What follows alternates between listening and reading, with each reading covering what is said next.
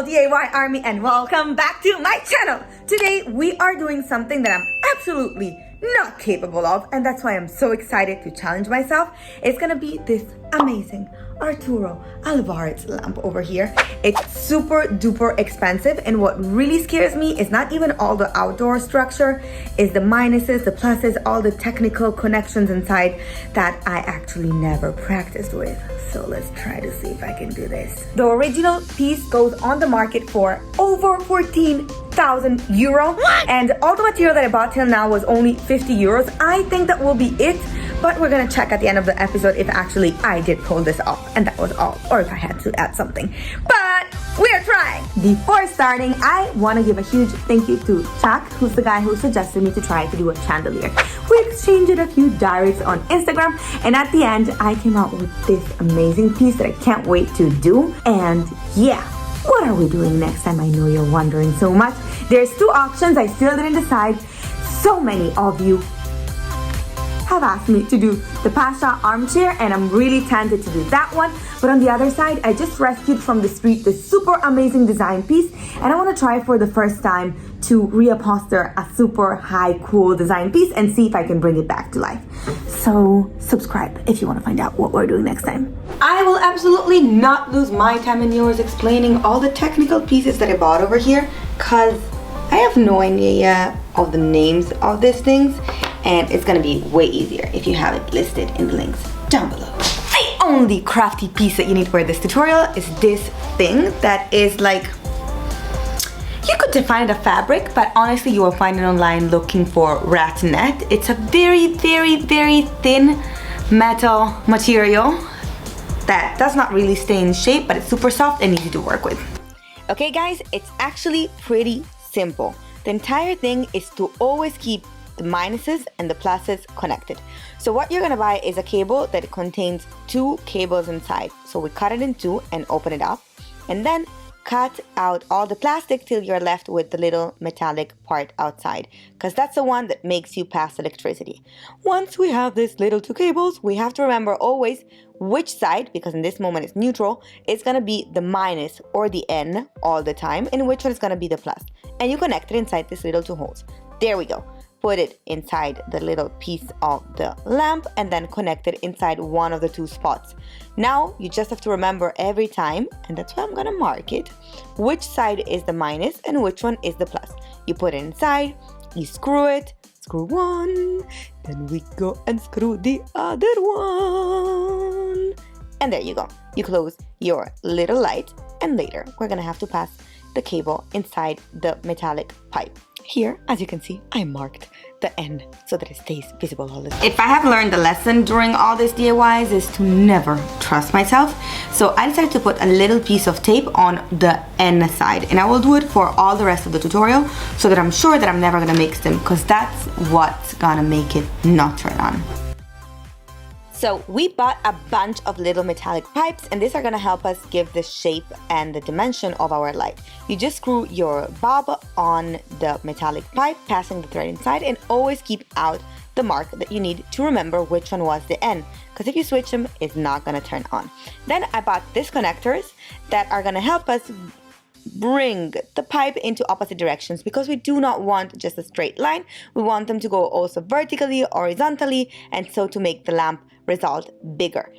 If you find yourself losing the mark inside the pipe, guys, don't worry, just slide it up and make it visible again, or draw it with a marker, whatever is more comfortable. Guys, I can't emphasize this enough. You need to remember all the time which one is the L. Once we connect them all together, you're gonna cry if you don't have that mark written down, because you have to start all over again. There you see my mark, it's still visible. Now I can continue with my entire lamp.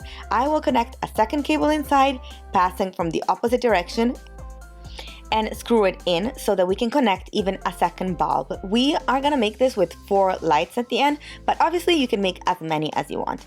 Let's skip the boring connection moment. Yay! I don't wanna get you too excited, but this thing is working. We have the cables coming out from this side, and we're gonna connect them later.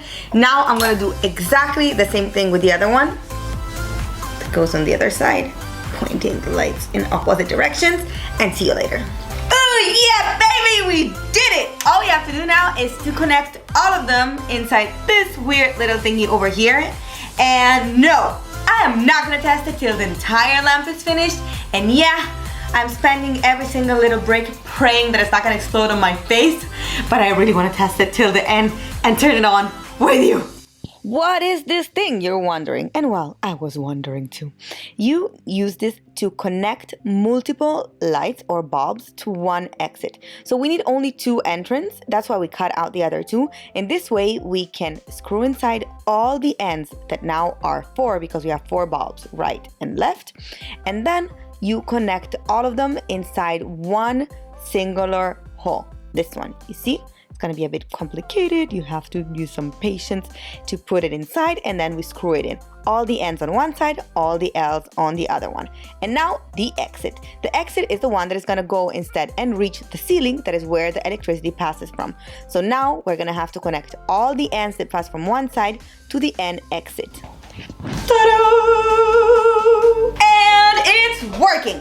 We are gonna add now some diagonal little lines just to make sure that all the fluffiness that we build around can also make more volume. And then cut this little thing, no, this big thing in small squares, so to crunch it all around our structure. Before even doing that, I thought it was safe to go and hide and close the entire mess of cables that we are putting all inside the center. And then I just use a metallic cable on the top pipe, the one that connects to the ceiling, and connect it diagonally to the other 2 pipes. In this way, I will have a base on which to create all this fluffy structure that we're building with the metal.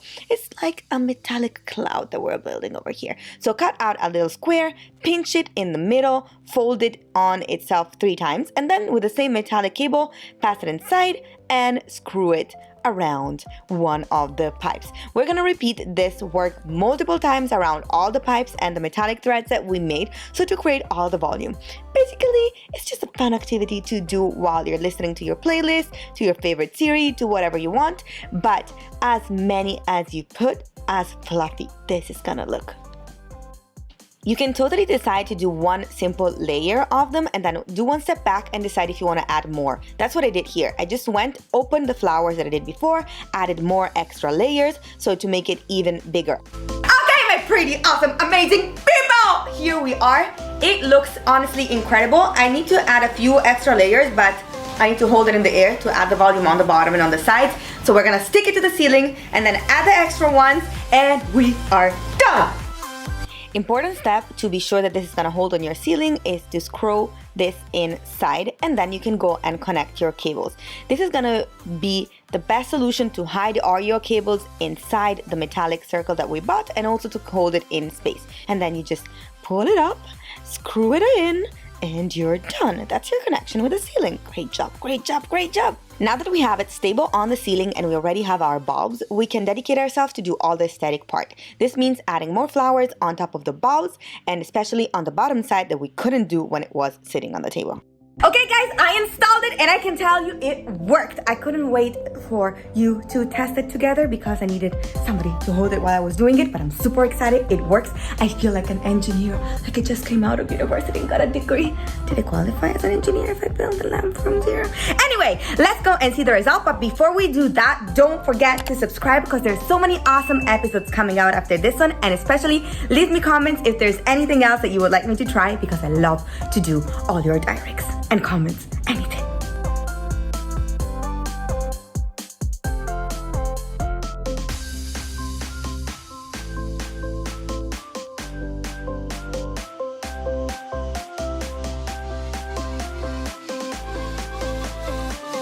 So there we go. 1, 2, 3. Yes! Woo!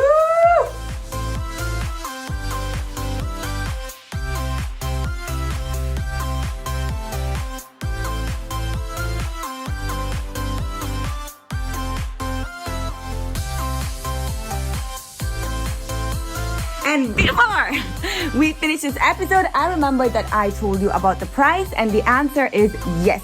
I did spend around 50 euros to make the lamp, but at the end I decided to add some extra layers to make it even fluffier. So I went and bought some extra material for like 6 euros, 7 euros again. So I would say that if you want a big lamp, you're gonna spend 50 euros. If you want a very big lamp, it's 60. If you want a huge one, it's gonna go up to 70, but that's the maximum you're gonna spend.